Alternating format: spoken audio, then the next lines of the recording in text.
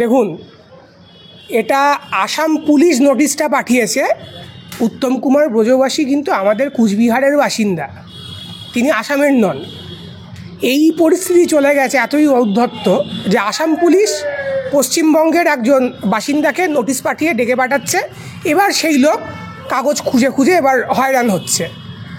এবার প্রশ্নটা বিজেপি করতে চাইছে কি না ব্যাপারটা সেটা না, ব্যাপারটা হচ্ছে 2003 সালে যখন অটল বিহারী বাজপেয়ী সরকার ছিল, সেই সময় একটা আইন পাশ হয়েছে CAA 2003।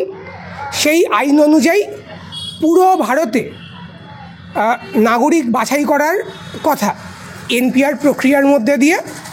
যারা অবৈধ বলে চিহ্নিত হবে তাদেরকে বাদ রেখে বাকিদেরকে নাগরিকত্ব একটা কার্ড ধরানো হবে, এটাই হচ্ছে প্রকল্প। এবং এই প্রক্রিয়াটা সারা ভারতে হবে, আজকে না হোক কালকে হতেই হবে, কারণ ভারতের যে নাগরিক আইন তাতে 14 ধারাটা এখনও আছে, কোনো সরকার সেটাকে তুলে দেয়নি। ঠিক আছে, এবার এতদিন যেটা হচ্ছিল সেটা হচ্ছে আমাদের বর্ডার অঞ্চলে যে জেলাগুলো আছে, বাংলাদেশ বর্ডার অঞ্চলে বা পাকিস্তান বর্ডার অঞ্চলে, সেই অঞ্চলে মানুষদেরকে 2003-এর যে নতুন নাগরিক আইন তৈরি করা হয়েছিল সেই আইন অনুযায়ী তাদেরকে হ্যারাস করা হতো। যে দর্শকরা দেখছেন তারাও জানেন না যে তারা নাগরিক কিনা। তারা এটা জানতে পারবেন কি করে? কারো কথা শোনার দরকার নেই। ভারতের নাগরিক আইন যেটা আছে গুগল থেকে ডাউনলোড করবেন এবং সেখানে সেকশন 3টা দেখবেন। সেখানে তার ABC যে ক্লজ আছে সেখানে সংশোধন করে যেটা বলা হয়েছে যে 1987 সালের আগে যদি কেউ জন্মায় তাহলে তার বার্থ সার্টিফিকেট থাকলেই হবে, অর্থাৎ ভারতে জন্মাবার প্রমাণ দেখাতে হবে। 1987 সালের পরে যিনি জন্মাচ্ছেন 2004 সালের 31শে ডিসেম্বরের আগে বা 3রা ডিসেম্বরের একটা টাইম আছে, তাকে হচ্ছে নিজের বার্থ সার্টিফিকেট দেখাতে হবে এবং তার বাবা মায়ের মধ্যে একজনকে নাগরিক প্রমাণ নিতে হতে হবে। এবং 3 ডিসেম্বর 2004-এর পরে যিনি জন্মাচ্ছেন, অর্থাৎ আজকে যে বাচ্চাটা জন্মালো, তাকে তার নিজের বার্থ সার্টিফিকেট এবং তার মা বাবাকে নাগরিকত্বের প্রমাণ দিতে হবে, দুজনকেই নাগরিক হতে হবে। অর্থাৎ এই যে আপনারা যারা দাঁড়িয়ে আছেন, সম্ভবত আপনারা পড়ছেন হচ্ছে বা আমি পড়ছি সেকশন Bতে, অর্থাৎ 87 সাল থেকে 2004-এর 3 ডিসেম্বরের মধ্যে। তাহলে আমাদের কি প্রমাণ দিতে হবে? যে আমাদের বার্থ সার্টিফিকেট প্লাস আমাদের মা বাবাদের যে তারা ভারতের নাগরিক সেটা প্রমাণ দিতে হবে। এবং আপনাদের যদি বাচ্চা হয় তাকে প্রমাণ কি দিতে হবে? আপনি বা আপনার যে পার্টনার অর্থাৎ বাচ্চাটার মা বাবা তারা ভারতের নাগরিক এবং তার মা বাবা মধ্যে বা দাদু ঠাকুমার মধ্যে একজন করে ভারতের নাগরিক। এবার আপনাদের হয়তো বার্থ সার্টিফিকেট আছে, কিন্তু আমাদের যারা মা বাবা তাদের অনেকে 60-এর দশকে জন্ম, অনেকে একটু পরে জন্ম, কিন্তু তাদের বার্থ সার্টিফিকেট হয়নি। সুতরাং তাদেরকে চলে যেতে হবে পুরনো সম্পত্তির দলিল খুঁজতে, যে তারা ভারত স্বাধীনতার আগে থেকে এখানে তারা ছিল। অর্থাৎ এটা ভয়রানির বিষয়। গরিব মানুষ সে কখনোই কাগজ জমিয়ে রাখেনি, ঠিক আছে? এবং কেউ জানতো না যে সরকারের মাথায় এরকম খ্যাপ উঠবে, ফলে তাকে সেই পুরনো কাগজ জমিয়ে রাখতে হবে। বন্যা খরায় গরিব মানুষের কাগজ নষ্ট হয়ে গেছে। অনেকে এখানে এসে নাগরিকত্ব নিয়েছেন, সেটা উই পোকায় বা কি বই পোকায় কেটে দিয়েছে সেই কাগজ। সুতরাং এটা বড় হয়রানির বিষয়। এইটা ভারতের যে নাগরিক আইন, অলরেডি যে আইন আছে, যদি NRC নাও হয়, যে কাউকে যদি সরকার এসে চ্যালেঞ্জ করে, পুলিশে চ্যালেঞ্জ করে যে তুমি ভারতের নাগরিক কিনা, তার পক্ষে সেটা প্রমাণ দেওয়া কঠিন এবং প্রচণ্ড হয়রানির বিষয়। যেহেতু অনেক দিন হয়ে গেছে, কেউ এত কিছু জমিয়ে রাখেনি। ফলত 2003 সালের আইন অনুযায়ী ইতিমধ্যে ভারতের প্রচুর মানুষ বেনাগরিক হয়ে বসে আছে। এবার সবাই কিন্তু হয়রান হয়নি, কলকাতার মানুষ হয়রান হয়নি, ভারতের মধ্যে যারা থাকে তারা হয়রান হয়নি। হয়রান কারা হয়েছে? যারা বর্ডার অঞ্চলে থাকে। আপনারা যদি আজকে পাসপোর্ট অফিসে যান, কিচ্ছু করতে হবে না, আপনারা এরকম বসে থাকবেন, তাহলে দেখবেন কতগুলো কেস আসছে যে পাসপোর্ট অফিসে গিয়ে তারা আটকে যাচ্ছে। আমি যখন কলকাতা থেকে পাসপোর্ট অফিসে যাচ্ছি, আমার পাসপোর্টটা জলদি হয়ে যাবে। যদি বনগাঁ থেকে যদি কেউ যায়, বারাসাত থেকে যদি কেউ যায়, তাকে কিন্তু পুরনো কাগজে তাকে হয়রান করা হচ্ছে। এবার NPR মানে হচ্ছে পুরো ভারতের সবাইকে এই হয়রানির শিকারটা হতে হবে। অর্থাৎ NRC যদি না হয়, তাহলে ব্যাপারটা যেটা ছিল ছিপ দিয়ে মাছ ধরা, NPR NRC মানে হচ্ছে জাল দিয়ে মাছ ধরা। সুতরাং ভারত সরকার একটা গণ্ডগোল পাকিয়ে রেখেছে নাগরিক আইনের ক্ষেত্রে। কেন এটা পাকিয়েছে? কারণ বাঙালিদের যে সাবজেক্টিভিটি, বাঙালিদের যে হিস্ট্রি, এটা তারা জানে না। আমাদের আত্মীয়রা বাঙাল, হ্যাঁ, ঘটিদের সাথে বাঙালিদের বিয়ে হয়েছে। এখানে যারা থাকে তাদের একটা অংশ বাংলাদেশে থাকে। সুতরাং আমরা একটা জাতি, আমাদের একটা সেন্টিমেন্ট আছে, আমাদের একটা হিস্ট্রি আছে, আমাদের একটা আত্মীয়তা আছে। ফলে আমরা সমস্যাটাকে যেইভাবে বুঝি, আমাদের যতটা সংবেদনশীলতা আছে এই ব্যাপারটা নিয়ে, একজন বিহারির, একজন তেলেগুর, একজন দিল্লিবাসীর, একজন রাজস্থানীর, একজন গুজরাটির সেটা কখনো হতেই পারে না। ফলত তারা এই ধরনের আইন পাশ করিয়ে বসে আছে, যেটা মূলত যারা বাঙালি, যারা ওই পার থেকে অনেক পরে এসছে, তাদেরকে এফেক্ট করবে এবং ব্যাপক হয়রানির দিকে নিয়ে যাবে। এবং আসামের ক্ষেত্রেও যেটা দেখা গেছে, এতে পোয়াবারে হবে উকিলদের। কারণ সেখানে মানুষ জমি জমা বিক্রি করে তাকে ভুয়ো কাগজ বানাতে হচ্ছে। হ্যাঁ, ঘটিদের সমস্যা কি? ঘটিদের যে সমস্যা, মুসলমানদের যে সমস্যা, আদিবাসীদের যে সমস্যা, সেটা সমান। কী সমস্যা? তারা এই দেশেরই নাগরিক, কিন্তু তার কাছে সেই কাগজপত্র নেই, ফলত তার কাছে প্রমাণ করাটা কঠিন। এবার যদি বায়াসনেস দেখিয়ে মুসলমানদেরকে বাদ দেওয়া না হয়, বা যদি মুসলমানের এররের কারণে বা কাগজ হারিয়ে গেছে তাই সে প্রমাণ করতে পারছে না, এইটা যদি না হয়, তাহলে মুসলমান বাদ যাবে না। মুসলমানের সমস্যা হচ্ছে ওকে জোর করে বাদ দেবে, বা গরিব মানুষ কাগজ নেই সে কারণে আদিবাসী বাদ যাবে বা মুসলমান বাদ যাবে। কিন্তু সমস্ত কাগজপত্র থাকার পরেও বাদ যাবে কারা? বাঙালরা।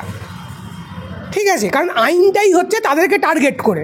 এটা আমার বক্তব্য না, আমি আবার আপনাদের বলছি, দর্শকদের বলছি, 2019 সালে সুপ্রিম কোর্টে কেন্দ্র সরকার যে হলফনামা জমা দিয়েছে, সেই হলফনামা এটা স্পষ্টভাবে তারা লিখেছে।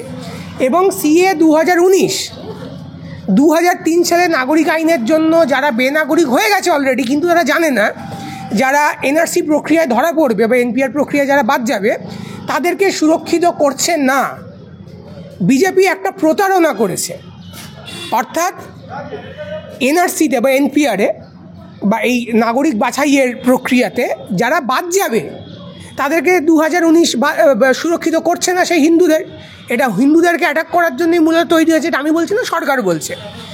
এবং এরকম একটা পরিস্থিতিতে আমাদের একটি নতুন আইন আনবার দাবি করা উচিত, যে একটি নতুন সংশোধনী আনো, নতুন সিএ আনো, যে সংশোধনী বলবে এখনও পর্যন্ত ভারতে যারা স্থায়ীভাবে থাকছে তাদের, বিদেশিদেরকে বাদ দিয়ে যারা স্থায়ীভাবে থাকছে, সেটা 2014 হতে পারে, 2019 হতে পারে রেড লাইন, তার আগে যারা 5 বছর হোক 10 বছর হোক সেটা ঠিক করো। যারা থাকছে তাদেরকে সবাইকে নাগরিক হিসাবে মেনে নাও এবং জন্মভিত্তিক নাগরিকত্ব মেনে নাও, অর্থাৎ ফিরিয়ে আনো, যেটাকে তুমি তুলে দিয়েছিলে। অর্থাৎ ভারতে যারা জন্মাবে তারা ভারতের নাগরিক। এই আইনের দাবি আমরা যখন রাখবো, তখন বিজেপিকে বলতে হবে নো সিএ। কারণ বিজেপি উদ্বাস্তুদের সমস্যা সমাধান করবে বলে যে ভাঁওতাটা দিয়েছে, সেটা তো আজকে স্পষ্ট। যদি ভাঁওতা না হতো, তাহলে এই উত্তম কুমার বলে যে ভদ্রলোককে ডেকেছে, তারা তো হয়রানি, তাকে নোটিশটা পাঠানো হতো না। আসামের যে ডিটেনশন ক্যাম্প আছে, সেই ডিটেনশন ক্যাম্পে তো বাঙালিরা থাকতো না, হিন্দুরা তো থাকতো না। বা উড়িষ্যাতে ডিটেনশন ক্যাম্পে যাদেরকে পড়া হচ্ছে, বা ভারতের বিভিন্ন জায়গায় যাদেরকে পড়া হচ্ছে, সেখানে হিন্দু বাঙালিরা কেন আছে? কিছু হলেও তো আছে। কারণ সিএ 2019 কাউকে সুরক্ষিত করেনি, এর একটা ভাঁওতা। ফলত আমাদের এখানে যখন লাগু হবে, পুরো ভারত জুড়ে এখন লাগু হবে, তখন মূলত আইনটির জন্য যারা এফেক্টেড হবে তারা হচ্ছে হিন্দু বাঙালি, যারা ওই পার থেকে এসছে, যাদের আত্মীয় ওই পার থেকে এসছে, ইভেন যে ঘটিদের সাথে বাঙালদের বিয়ে হয়েছে তাদের সন্তানদের। এবং এররের জন্য, বায়াসনেসের জন্য, কাগজ না থাকার জন্য এফেক্টেড কারা হবে? মুসলমানরা হবে, আদিবাসীরা হবে, গরিব মানুষ হবে, ব্যাপকভাবে প্রত্যেকেই হয়রানির শিকার হবে। এটাই হচ্ছে আসল গল্প। সুতরাং এখানে কেন্দ্র সরকারকে যদি এক্সপোজ করতে হয়, যদি হিন্দু, মুসলমান, ঘটি, বাঙাল সবার সমস্যা সমাধান করতে হয়, তাহলে এমন একটা আইনের জন্য আন্দোলন করা উচিত, যে আইনটা বলবে, বিজেপির কথা অনুযায়ী যদি 2014 হয়, তাহলে 2014, 19 যে কোনো একটা ভিত্তিবর্ষ ধরে তার আগে পর্যন্ত যারা ভারতে স্থায়ীভাবে থাকছে তাদেরকে নাগরিক হিসেবে মেনে নেওয়া, যাতে তাদের ভোটার কার্ড, আধার কার্ডগুলো সব ভ্যালিড হয়ে যায়। এই একেবারেই তাই। এই যে হিন্দু হিন্দু ভাই ভাই বিজেপি যে স্লোগান সবসময় তুলে এসছে, সেটা বঙ্গ বিজেপি হোক বা কেন্দ্রীয় বিজেপি, এই রকম এই যে আবহ এখন তৈরি হয়েছে, বাংলা বললেই বাংলাদেশি তকমা দিয়ে দেওয়া হয়েছে, বা এই যে ঘটনা আসামে দেখা যাচ্ছে, তো সব থেকে বেশি তো বিজেপির আমলে দেখা যাচ্ছে হিন্দুরাই অসুরক্ষিত। সামনে ভোটের আগেই এই ধরনের ঘটনা কতটা পুরো দেশ জুড়ে প্রভাব ফেলবে বলে মনে করছেন? দেখুন, বিজেপি যে ভূতটা জাগিয়েছে বোতল খুলে, সেটাকে তার বোতলে পুড়তে পারছে না। বঙ্গ বিজেপি বাঙালি হিন্দুকে যে মিথ্যা কথা বলেছে, ঢপ দিয়েছে, সেটা আসামিজরা বিশ্বাস করে নিয়েছে এবং সেখানে বিজেপি মার খেয়েছে। এখানে বিজেপি কি বলেছে যে সিএ আসলে সমস্ত বাঙালির নাগরিকত্ব হয়ে যাবে, বাংলাদেশি হিন্দুদের সুরক্ষা হবে। আসামিজরা সেটা বিশ্বাস করে নিয়েছে, কিন্তু আসলে এই সিএ কাউকে সুরক্ষিত করছে না। ফলত আসামে বেকার বিজেপি মার খেলো, তার মুখ্যমন্ত্রীকে গিয়ে লুকাতে হলো, বা মণিপুরে বা বিভিন্ন জায়গায়। একইভাবে বিজেপি তার রাজনৈতিক স্বার্থে যে বাঙালি বিদ্বেষ তৈরি করেছে, যে বাংলাদেশি বিদ্বেষ তৈরি করেছে, সেই বাংলাদেশি বিদ্বেষ আজকে পশ্চিমবঙ্গের যে বাঙালি তাদের প্রতি বিদ্বেষ হয়ে ফিরে এসছে।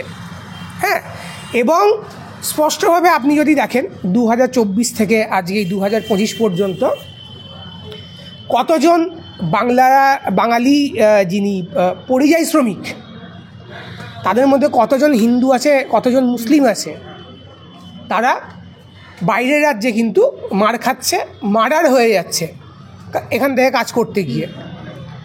এবং গরিব মানুষের ওপর শুধু এটা হচ্ছে না, যারা মধ্যবিত্ত, যারা ব্যাঙ্গালোরে পড়তে যাচ্ছে, যারা উড়িষ্যায় পড়তে যাচ্ছে, তাদের ওপরেও কিন্তু এই বাংলা ভাষা শুনলেই তাদের ওপরে আক্রমণ আসছে।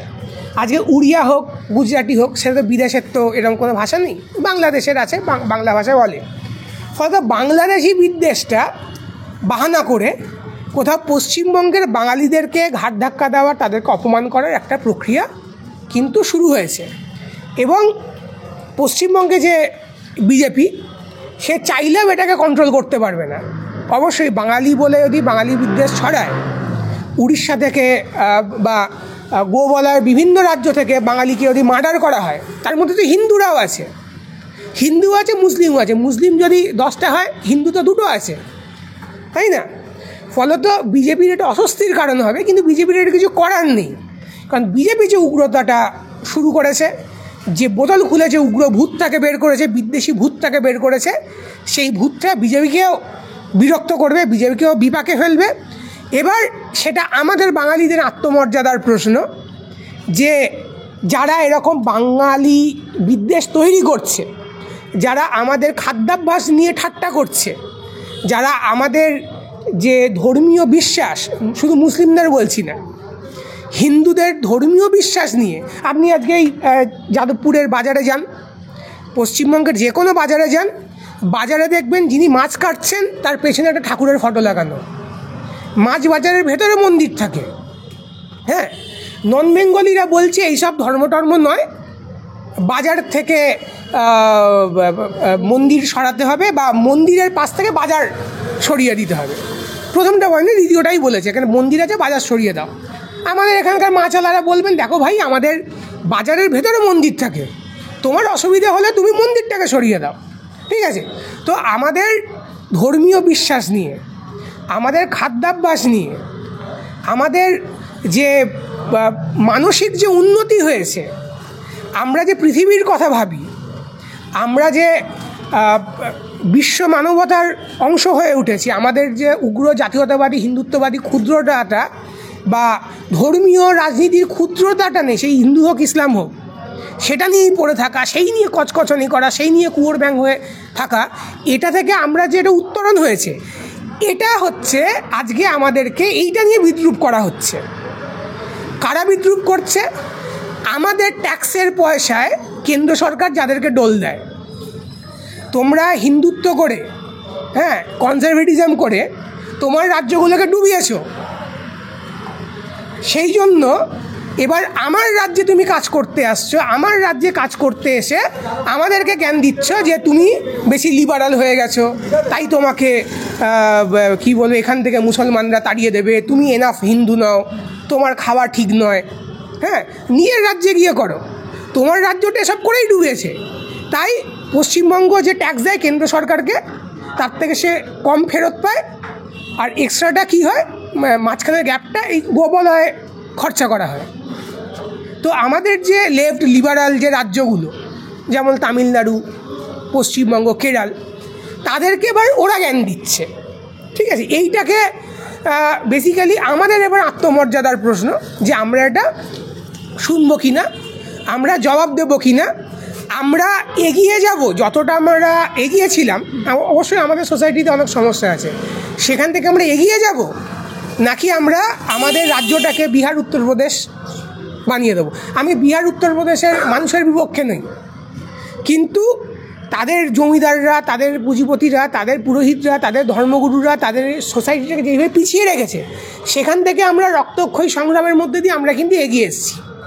সেটাকে আবার পিছিয়ে দেবো কিনা, এটা হচ্ছে আমাদেরকে ঠিক করতে হবে।